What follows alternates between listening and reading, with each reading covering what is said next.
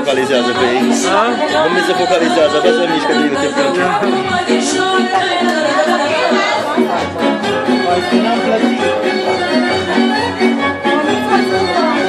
Bă, dacă se vede așa de fain și pe dedo, chiar fain.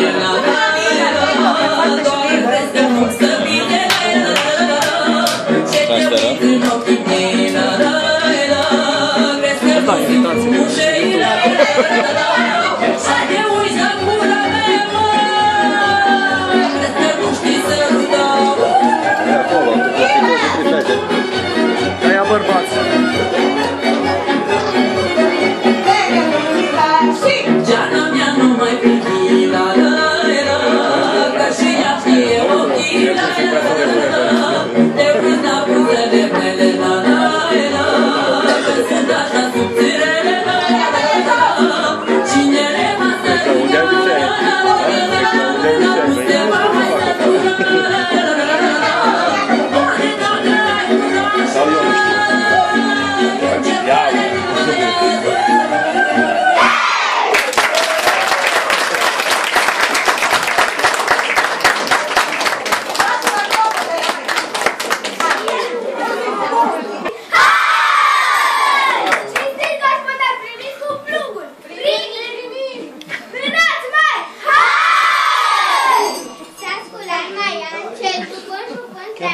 Dimineața s-a sculat, pe ochii negri s-a spălat și jură plugul cu 4 boi, boi băureși și coate fădălbeți.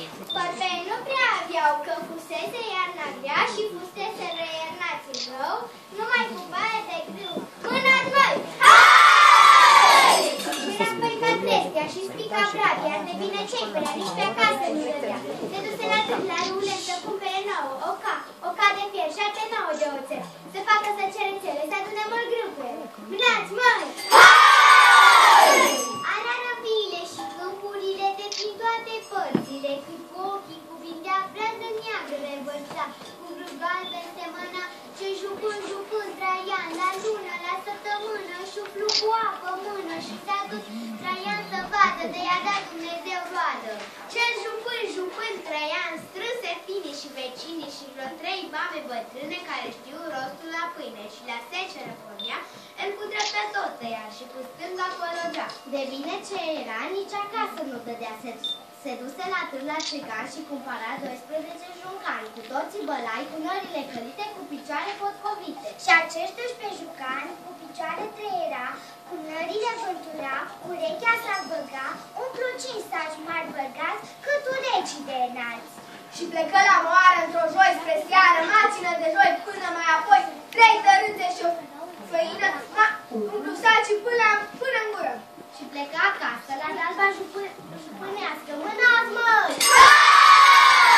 Acasă cum ajungea, în cămară încă intra și din gură și alegea sticlă mare și mai deasă tot ca pânza de mătasă și făcu colac frumos cum îi fața lui Hristos. Și l-a rupt în două și ne-a dat și nouă. Ia mai mânați, măi! La mulți ani cu bucurie, la mulți ani cu veselie. Să